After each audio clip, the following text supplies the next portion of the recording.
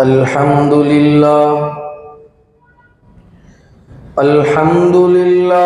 वकफ़ा वसलामुन अला इबादिहिल्लज़ीना इस्तफ़ा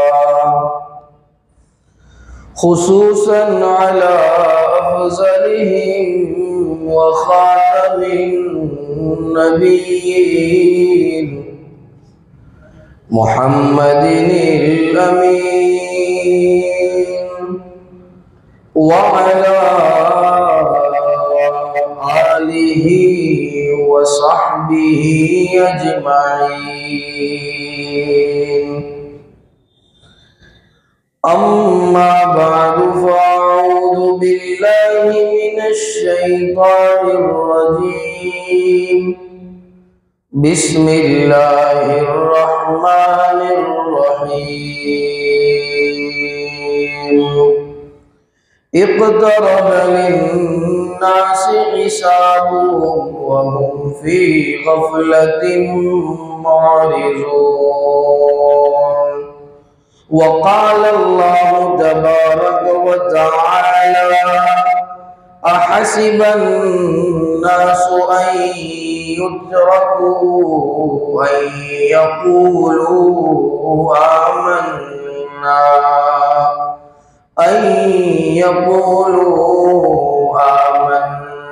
व हुम ला युफ्तनून। सदक़ल्लाहुल अज़ीम। अनिन नबी सल्लल्लाहु अलैहि वसल्लम अन्नहु क़ाल इन्नमा बुइस्तु मुअल्लिमा औ कमा क़ाल मुज़म्मिल अलैहिस्सलातु वस्सलाम। अल्लाहुम्मा सल्लि अला सय्यिदिना मुहम्मदिन व अला आलि सय्यिदिना मुहम्मदिन व बारिक व सल्लिम।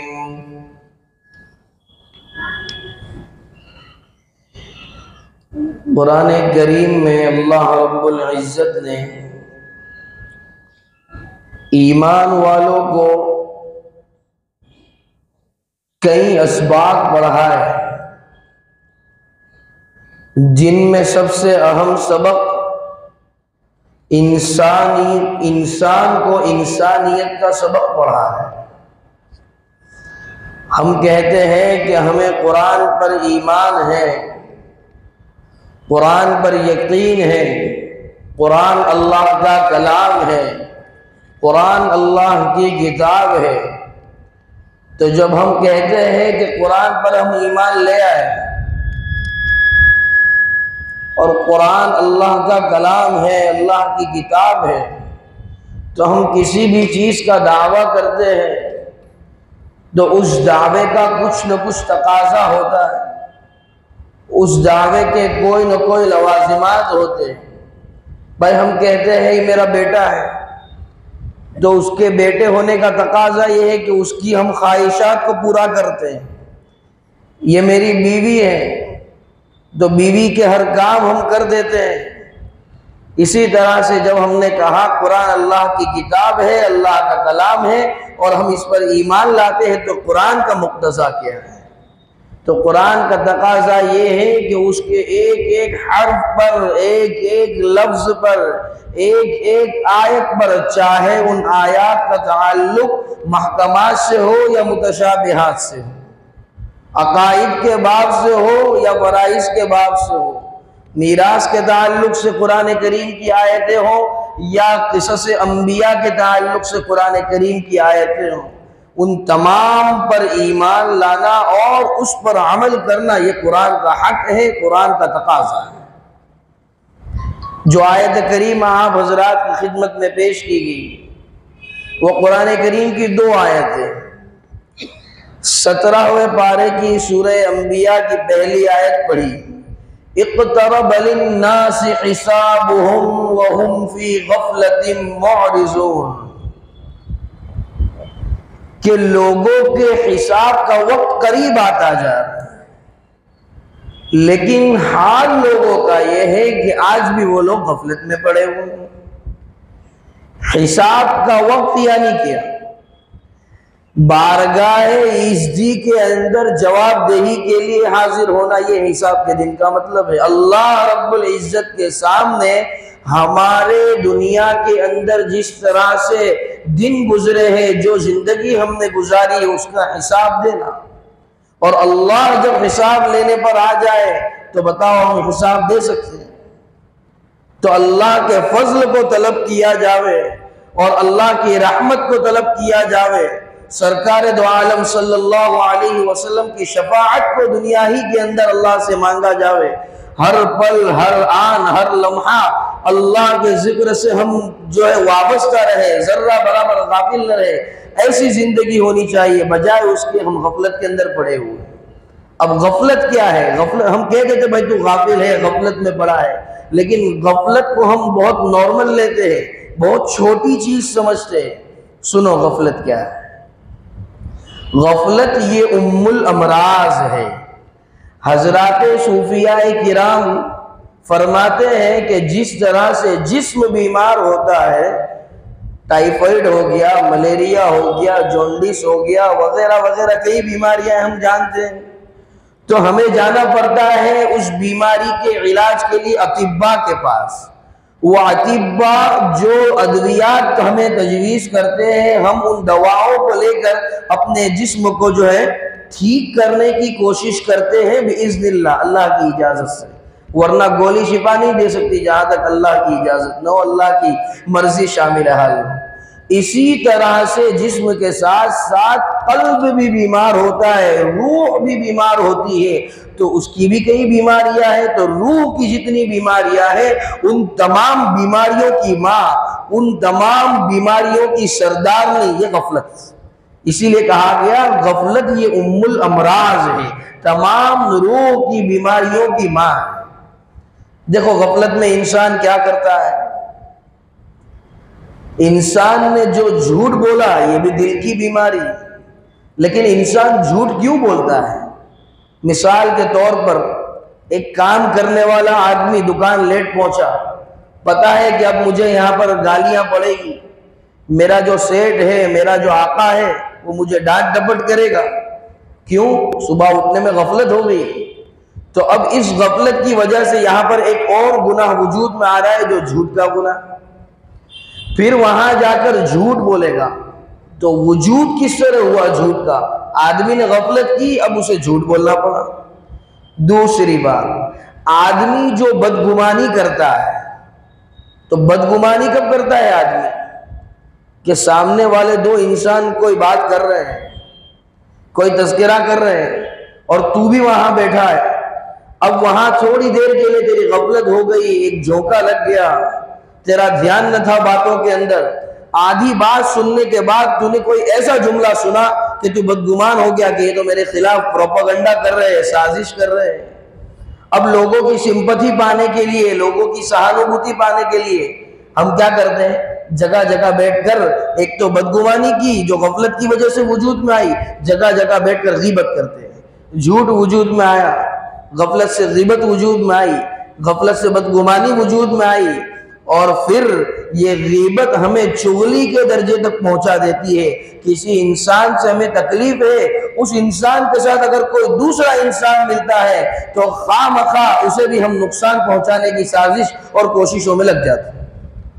ये पार्टीबाजी आजकल का इंटरनेशनल मसला है कि भाई मेरी एक के साथ नहीं बन पड़ती, नहीं हमारी जमती, तो उसके साथ जो मिलेगा वो भी दुश्मन, दोस्त का दोस्त दोस्त और दोस्त का दुश्मन दुश्मन।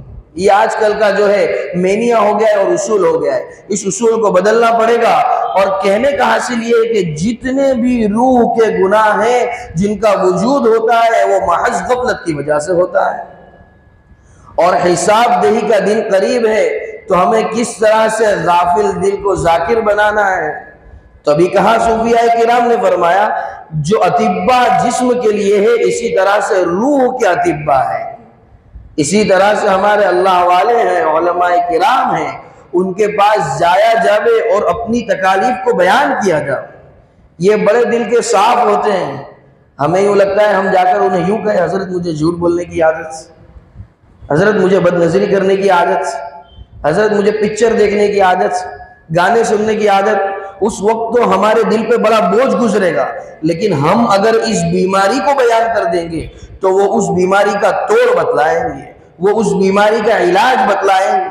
मिसाल के तौर पर एक शख्स था, उसने अपने शेख से कहा कि हजरत मुझे झूठ बोलने की बहुत आदत है, बात बात में पता नहीं चलता मैं झूठ बोल देता। तो इसे इलाज के तौर पर बतलाया गया, कोई मसला नहीं, हो जाएगा काम इंशाअल्लाह, जिस तरह से कहा जाए इस तरह से करो, लेकिन आप इसके अलावा कोई इलाज बताओ, वरना मेरी ये आदत तो छूट ही नहीं सकती। तो कहा कि झूठ तो बोलना चालू ही रख, लेकिन एक ये अज़्म कर ले, एक इरादा कर ले कि जब जब तेरी जुबान से झूठ निकलेगा तब तक 2 रकात नमाज पढ़ूंगा या 1 रोजा रखूंगा। अब बोले जा रहा है झूठ, नमाज पढ़े जा रहा है, बोले जा रहा है झूठ, रोजे रखे जा रहा है, इसलिए कि वादा टूट रहा है, बात मान रहा है शेख की। एक दिन वो आया, क्या उकता गया कि क्यों मैं अपनी सजा के तौर पर अपने खालिक को याद करूं, क्यों झूठ बोलकर मैं अपने खालिक को याद करूं, क्यों झूठ बोलकर मैं रोजा रखूं, क्यों न सच बोलूं और अल्लाह के लिए रोजा रखूं, क्यों न सच बोलूं और अल्लाह के लिए 2 रकात नफल नमाज पढ़ूं। तो इस तरह से जब दिल की बीमारियां होती है तो उनके अतिब्बा के पास जाकर, सूफियाए किराम के पास जाकर, उलमाए किराम के पास जाकर, जिन्हें अल्लाह ने ये मलका दिया है कि वो इस्लाह कर सके, किसी दूसरे की बिगड़ी को बना सके, ऐसे लोगों के पास जाकर हम अपने आप को उनके हवाले करें और उनसे हमारी इन कल्ब की बीमारियों का इलाज कराएं। दूसरी आयत करीमा जो आप हजरात के सामने पढ़ी गई वो ये है, अल्लाह फरमाते हैं अहसिबन नासु अन युतरकू अन यक़ूलू आमन्ना वहुम ला युफ्तनून। क्या लोगों ने ये गुमान कर रखा है अन युतरकू कि उन्हें छोड़ दिया जाएगा? किस चीज के बाद? जब वो लोग कह देंगे कि हम ईमान ले आए और उन्हें आजमाया नहीं जाएगा। तो ये तो आदतुल्लाह रही है, ईमान के बाद आजमाइश ये अल्लाह की आदत रही है। देखिए हजरत आदम अलैहिस्सलातु वस्सलाम से, हजरत आदम अलैहिस्सलातु वस्सलाम को दुनिया में भेजा जन्नत से निकाल कर, ये उनकी आजमाइश। कहीं नमरूद की आग में खलीलुल्लाह से कहा जा रहा है कि जाओ, चले जाओ आग के अंदर, आग तुम्हारे लिए गुले गुलजार हो जाएगी। तो ये क्या है? ईमान के बाद आजमाइश है कि दुनिया की चीजों पे ज्यादा भरोसा है या रब्बे जुल जलाल की बात पर ज्यादा भरोसा है।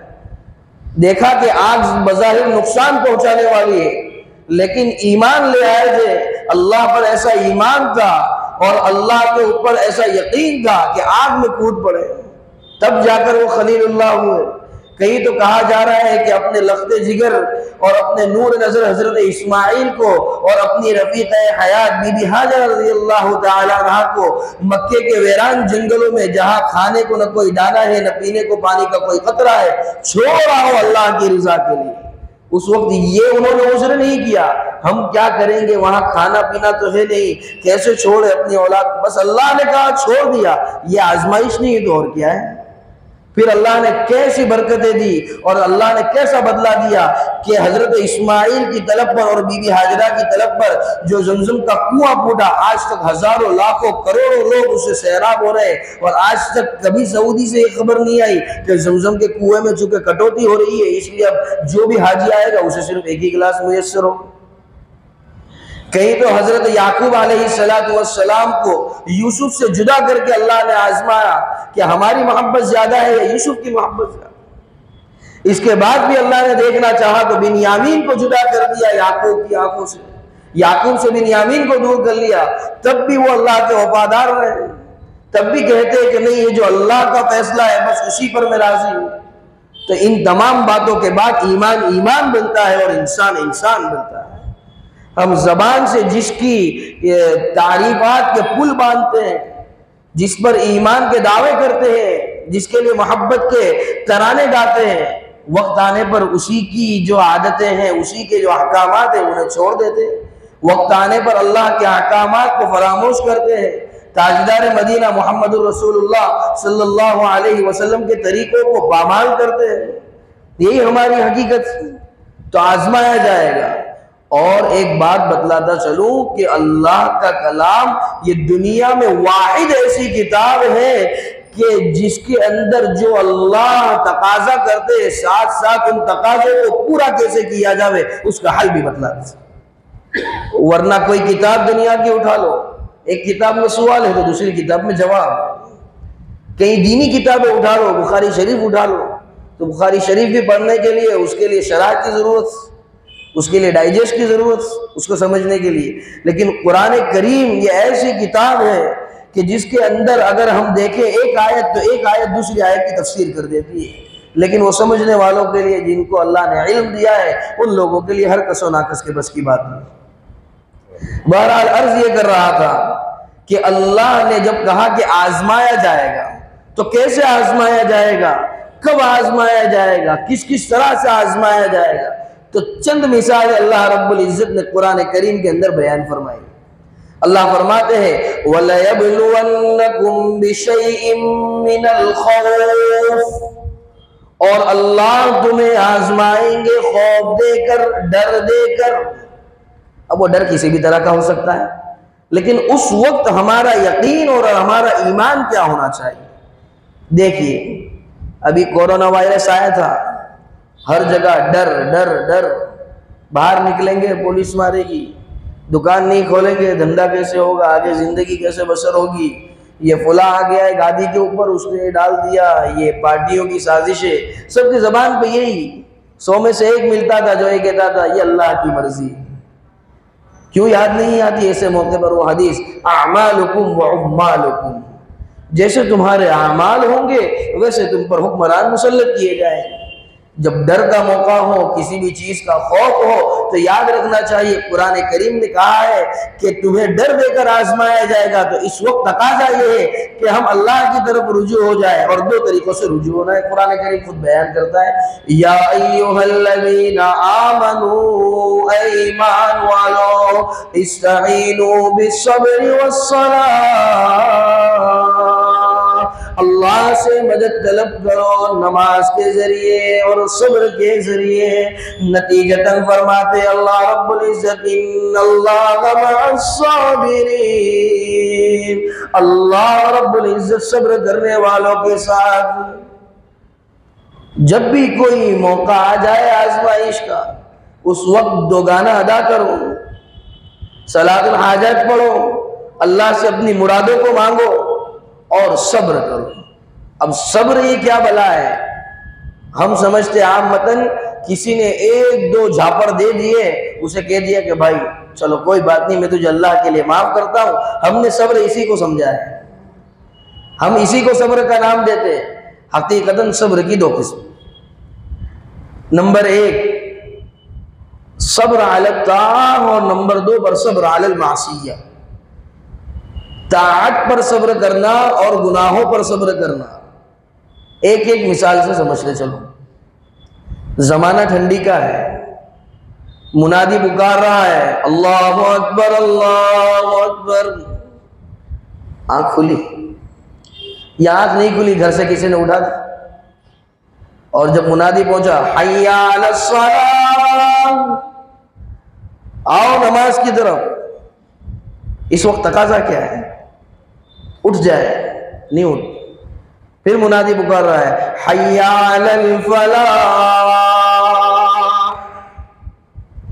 अब तो उठना चाहिए, आओ कामयाबी की तरफ। कामयाबी तो तलाश करते, ये फ्लैट 9 लाख में लूंगा तो 18 हो जाएंगे 2 ही साल में। मौलाना वो अलाजन पे जगह ली थी 10 लाख की या 2 करोड़ की, कामयाबी ढूंढते हैं, फायदा ढूंढते हैं। तो अल्लाह फरमाते फायदा इसमें, इसी में कामयाबी और कामयाबी। नहीं उठते हम, तो यहां पर हम अपने नफ्स के साथ झगड़ा करें और अपने नरम नरम बिस्तरों को छोड़े, इसलिए कि शैतान अहादीस के अंदर मजमून है कि ऐसे आदमी के गले में 3 गिरा लगाता है। जब इंसान बिस्तर छोड़ता है तो पहली गिरा खुल जाती है। जब इंसान वुजू का ठंडा ठंडा पानी ठंडी के जमाने में अपने चेहरे पर डालता है वुजू के लिए, दूसरी गिरा खुल जाती है। जब नमाज के लिए कहता है अल्लाहु अकबर, तीसरी गिरा खुल जाती है। शैतान से और नफ्स से मुकाबला करे और सब्र करे इबादत के करने पर, अच्छे कामों के करने पर, ताआत के करने पर, ये सब्र है। अच्छे कामों को करने में सब्र है इसलिए कि वो करने का जी नहीं चाहता, और बुरे कामों को छोड़ने में सब्र है इसलिए कि उसके करने का जी चाहता है। तो सब्र अलल मासिया की एक मिसाल समझते चलो कि वहां तो नमाज का मन नहीं हो रहा है, नमाज पढ़ ली, सब्र अलल तआ होगी। और सब्र अलल मासिया कहते हैं कि अभी 31 दिसंबर आ रही, लाइव कॉन्सर्ट होने वाला है, कोई शैतान आने वाला है बंबई से और नाच गाने करने वाला है, बारबेक्यू नेशंस में पार्टी रखी हुई, यहां जाना है वहां जाना है, पता नहीं क्या क्या खुराफातें होती। तो इस वक्त हमारा भी जी चाहता है, क्योंकि इंसान है, इंसान का दिल तो लपकेगा ही उसकी तरफ कि क्यों ना हम भी जावे। और लोगों से चूंकि बचना भी होता है, कार में जाएंगे और दूर से देख के चले आएंगे, हाँ, मुंह पर रुमाल बांध के जाएंगे और दूर से देख के चले आएंगे। सूरत छोड़ के बारडोली जाएंगे और सिनेमा में और टॉकीज में पिक्चर देख के चले आएंगे। तो इन कामों को करने का मन होता है, कोई लड़की जा रही है बदनजरी करने का मन होता है, तो इन कामों को न करके यहां पर अल्लाह को सबूत देना है सब्र अलल मासिया का। अल्लाह मेरा दिल तो चाहता था कि मैं गुनाह करूं, लेकिन चूंकि तेरा हुक्म था और तेरे हुक्म को मैं पामाल नहीं कर सकता, इस वजह से मैंने अपने नफ्स से झगड़ा किया लेकिन बदनजरी नहीं की, अपने नफ्स से झगड़ा किया लेकिन 31 नहीं मनाया, मैंने अपने नफ्स से झगड़ा किया लेकिन तेरे अहकामात को पामाल नहीं किया, ताजदार मदीना मोहम्मदुर रसूलुल्लाह सल्लल्लाहु अलैहि वसल्लम के तरीकों को पामाल नहीं। और अल्लाह के रसूल की जात क्या है, जो आयत करीमा आप हजरात के सामने पढ़ी गई, उनसे पहले अल्लाह के रसूल की जात को समझो। ये मस्जिद अल्लाह का घर है या नहीं? ये भी अल्लाह का घर है, जामे मस्जिद, चंपा मस्जिद, बकरी वाली मस्जिद, लेकिन मस्जिद हराम ये भी तो अल्लाह का घर है, लेकिन हम उसे कहते हैं बैतुल्लाह, अल्लाह का घर उसके माने होते हैं। और जुमा मस्जिद बैतुल्लाह नहीं, अरे ये भी अल्लाह का घर है, लेकिन किसी चीज की अजमत को बयान करने के लिए नाम जोड़ा जाता है बैतुल्लाह, उससे हमारे दिल में उसकी अजमतें बढ़ जाती है। तो ये कुरान करीम ये अल्लाह की किताब है, इसलिए कहा कलामुल्लाह, ये अल्लाह की किताब है, और इसको सिखाने वाले, इसको लाने वाले, इसको समझाने वाले, इस पर अमल करने की तालीम देने वाले ये खुद जनाब रसूलुल्लाह सल्लल्लाहु अलैहि वसल्लम है। जो हदीस आपके सामने पढ़ी गई, फरमाते हैं नबी करीम सल्लल्लाहु अलैहि वसल्लम बज़ात खुद इन्नमा बुइस्तु मुअल्लिमा, कि मुझे मुअल्लिम बनाकर भेजा गया है, मुझे सिखलाने वाला और समझाने वाला बनाकर भेजा गया है। अब इस बात को मद्देनजर रखते हुए जो बात चल रही थी उसे सुनो। तो अर्ज ये कर रहा था कि सब्र की 2 किस्में हैं, और उन किस्मों को ले लेने के बाद, उस पर अमल कर लेने के बाद अल्लाह का जो साथ है वो हासिल होता है, अल्लाह की मईयत हासिल होती है। अब ये क्या है मौलाना, अल्लाह का साथ, अल्लाह की मईयत, ये क्या है? तो इसको फिर दुनियावी मिसाल से समझो। कोई इंसान जिसके थोड़े बहुत ताल्लुकात हो गए एसपी के साथ, डीएसपी के साथ, म्यूनिसिपल कॉरपोरेशन के कमिश्नर के साथ, तो फौरन उसका सीना बाहर आ जाता है और न करने के काम भी करता है। रॉन्ग साइड गाड़ी घुसा दी, इनलीगल बांधकाम कर लिया, क्या हुआ था, अपनी तो वो फला के साथ पहचान एक फोन में काम हो जाएगा। किसी का साथ होने की वजह से इंसान क्या करता है, बड़ाई मारता है, उसको एक हौसला रहता है, एक हिम्मत रहती है, गलत काम के करने पर भी उसको क्या रहता है, एक ताकत मिलती है, एक पावर मिलता है। तो अल्लाह फरमाते सब्र करने वालों के साथ तो मैं हूं। तो दुनिया के एंचू पेंचू के साथ से तुम्हें इतना पावर आता है तो सब्र करके मेरा साथ ले लो, फिर देखो तुम्हें दुनिया में कौन रोकता है और दुनिया में तुम्हें कौन जलील करता है। आज हमने अल्लाह के साथ को ठुकरा दिया और लोगों के साथ को पसंद कर लिया, तो कहीं ऐसा ना हो कि अल्लाह हमें ठुकरा दे। अभी तो अल्लाह ने जरा सी रस्सी खींची है तो हमने हाय हाय और वाय वाय कर लिया। याद रखो कहीं अल्लाह ने पूरा हाथ छोड़ दिया तो हमारा क्या हाल हो। अल्लाह आज भी हमारे साथ है। आज जा बजा मुसलमानों को तकलीफ पहुंचाने की साजिशें हो रही है, लेकिन हम खा रहे, पी रहे, इत्मीनान से घूम रहे, नमाजें हो रही है, जुमा मुनाकिद हो रहे हैं, ईदेन के त्योहार मना रहे, इधर हाईवे पे घूम रहे, उधर जा रहे, ये अल्लाह की मदद नहीं तो और क्या है? वरना प्लानिंग तो ये है कि मुसलमान चल भी न सके और सुकून से सांस भी न ले सके। तो ये अल्लाह की नुसरतें और अल्लाह की इमदाद शामिल हाल है। जो सब्र को और नमाज को लाजिम पकड़कर इसके अंदर बढ़ोतरी करवाओ और अल्लाह से और इमदाद को तलब करो। बहरहाल अर्ज ये कर रहा था कि खौफ से आजमाया जाएगा, तो खौफ को उस वक्त ये नहीं कहना है कि मेरी तो फलां के साथ पहचान है, मेरी तो फलां के साथ पहचान है, इसके आने की वजह से डर का माहौल हो गया। नहीं, कहने का अल्लाह के चाहने से हुआ। अगर अल्लाह ने चाहता तो कायनात का जर्रा ना हिलता, तो फिर इतनी बड़ी मुसीबत कैसे आ सकती थी अल्लाह की मर्जी के बिना। आगे फरमाते हैं वल जू, भूख से अल्लाह आजमाएंगे। अब भूख से आजमाना क्या है मौलाना? दस्तरखान के ऊपर तो 10 आइटम होती है अपने अल्हम्दुलिल्लाह हर खाने के वक्त। उलमा ने इसको अच्छे से बयान किया कि अल्लाह ने कोई बीमारी दे दी, कोई तकलीफ दे दी,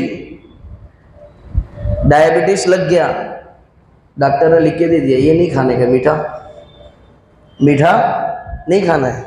तो उस वक्त जबान से क्या आता है हमारे, ये डायबिटीज हो गया ना डॉक्टर साहब इलाज करो फटाफट, तो मैं कुछ खा सकूं, मीठा खा नहीं सकता हूँ, भुगता गया हूँ और लोग मेरे सामने खाते, मुझसे रहा नहीं जाता।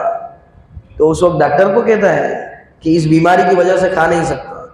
उस वक्त अपने दिल से यूं कहे कि अल्लाह ने ये बीमारी दी है, कि अल्लाह तू ही इस बीमारी को दूर कर, और बीमारी भी तेरी नेमत है, लेकिन इससे आला ग्रान जो नेमत है, इससे ऊंची जो नेमत है, मैं उस नेमत को तुझसे तलब करता हूँ जो तंदुरुस्ती वाली नेमत। इसकी वजह से हुआ, उसकी वजह से हुआ, अल्लाह की वजह से हुआ। अल्लाह ने चाहा तो हुआ, अल्लाह चाहते ही थे कि तुझे आजमाए और देखे क्या अच्छा था, तब तो कहता था शुक्र अल्हम्दुलिल्लाह।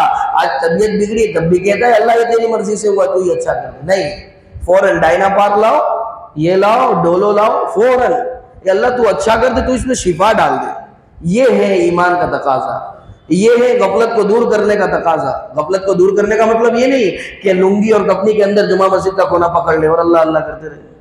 हर आन, हर पल, हर वक्त कोई भी काम कर रहे हैं, उसके अंदर अल्लाह और उसके रसूल की क्या मर्जी है, क्या मंशा है। एक मिसाल से समझो, खाना खाने के लिए जा रहे हैं, खाना खाते वक्त बढ़ लिया बिस्मिल्लाह वाला बरकतिल्लाह, बस हम गाफिल नहीं है, हम जाकिर हैं। क्यों? क्योंकि हमने देखा कि सरकार ने जिस तरह से खाने को कहा इस तरह से हम खा रहे हैं। ये है, मस्जिद का कोना पकड़ लेने का नाम नहीं। बहरहाल दूसरी बात हो गई वल्जू व नक़्सिम मिनल अमवाल, इंटरनेशनल मसला है, मालों की कमी के जरिए आजमाया जाएगा। जब से ये गवर्नमेंट आई है तब से मंदी, ऐसा नहीं भाई क्या है धंधा बंद कहाँ चल रहा है, अब तो बर्बाद कर दिया है गवर्नमेंट। अरे गवर्नमेंट ने क्या को बर्बाद कर दिया? अल्लाह ने चाहा था इम्तिहान लेना। अल्लाह चाहते थे कि जब कमा रहा था भाई तू एक एक पीस पे 500 रुपए, आज उसी पीस पे 50 रुपए कमाता है, तो कहता है या नहीं शुक्र अल्हम्दुलिल्लाह इतने तो मिलते हैं, घर तो चलता है और वक्त पे कोई काम तो अटकता नहीं है। नहीं, लेकिन फौरन वो आया तो इसकी वजह से ऐसा हुआ। तो अल्लाह माल की कमी के जरिए आजमाए। वल अनफुस, किसी का इंतकाल हो गया तो फिर हाय अल्लाह, जवान बेटे का इंतकाल हो गया, अल्लाह तुझे यही दिखा था, नाउज़ुबिल्लाह मिन शर्रि ज़ालिक, अल्लाह तुझे इसे ही उठाना था। नहीं, अल्लाह फरमाते हैं पहले से ही कुरान में, तुम्हारे बच्चों को, तुम्हारे मोहब्बत करने वालों को तुमसे छीन कर आजमाया जाएगा। क्या तुम यूं कहते हो या नहीं, इन्ना लिल्लाहि व इन्ना इलैहि राजिऊन, हम अल्लाह ही के और अल्लाह ही की तरफ एक दिन लौट कर जाना है। अल्लाह की अमानत है, अल्लाह ने दी थी, अल्लाह ने ले दी। वस्समरात, हर चीज की जो फल होता है, हर चीज का जो फायदा होता है, उसकी कमी करके आजमाया जाएगा। वक्त कम है, आखिरी बात कहकर अपनी बात खत्म। एक इंसान ने मेहनत की, जद्दोजहद की हलाल कमाई के लिए, और दूसरा इंसान है वो धोखा देकर गलत करके, जिस तरह से एक मिसाल कारखाने की ले लो, आज के दौर में 1 मीटर के ऊपर मेहनत करता है तब भी 8 आने की खोट जाती है, और बाजू वाला छेड़े जोड़ देता है, कहीं लाइट बिल नहीं भरता और माल को 500-500 बनाकर 600-200 कर देता है, ऑयल डाल देता है। वो अल्लाह को नाराज करके कमा रहा है और मैं अल्लाह को राजी करके नुकसान उठा रहा हूं, तो अल्लाह देखना चाहता है क्या अब भी मेरा बंदा ये कहता है या नहीं। अल्लाह तेरा शुक्र है और तू ही रोजी में बरकत देने वाला है। बज़ाहिर वो गलत करके कमा लेगा, लेकिन मैं बज़ाहिर नुकसान करके फायदे में रहूंगा।